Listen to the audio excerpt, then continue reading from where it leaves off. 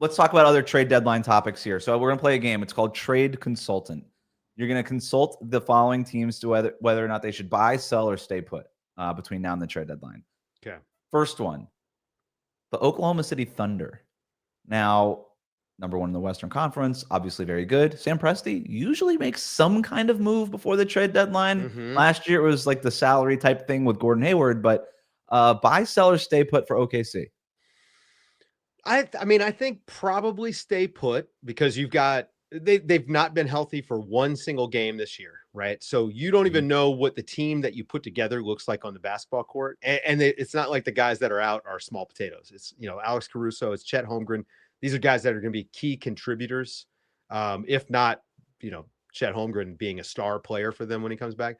So I think you stay put, but you also it's Sam Presti, and I think you have to think about the title windows in the NBA and how they're more like hallways than they are windows, and the doors are often shutting very fast. Right. And so if you're Sam Presti and there's an opportunity to go out and, I don't know, De'Aaron Fox is available, for instance. You have all the assets, you have young players that you can sweeten, any deal with. I think you keep your the phone line is open, but you're probably not calling around for a lot of guys. But the De'Aaron Fox, like if Oklahoma City got De'Aaron Fox,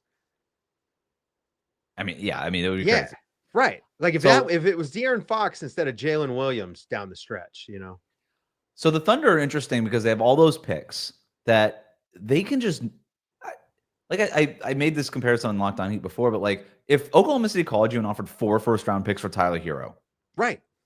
Like you have to have you at least rent the conference room for a meeting, right? Like you at least get they're the bank in Monopoly right now, right? Like it's crazy, and so they have a couple of chunks. Like they've got the Isaiah Joe. If you put Isaiah Joe together with Kenrich Williams, you're getting about $20 million there in salary, plus whatever amount of first-round picks that you want to move. That opens up a lot of doors for you that other teams don't really have. So for the Thunder, I have a bunch of like trade targets written down here. Like, why wouldn't they call the Clippers and ask about Norm Powell? Like, he'd be interesting for them because to me they need like one more on-ball creator who would be okay coming off the bench or being that fifth starter in smaller lineups or whatever. Call it Portland. What's up with Anthony Simons? Like just something like that. Because the Thunder last year led the league in three-point shooting percentage. I thought that was a little fluky. And in then in the playoffs, they kind of went back down to about league average. And I was like, that's about right. Like slightly above league average. They don't have any bad three-point shooters necessarily, but they don't have any like three-point shooters who strike fear in you.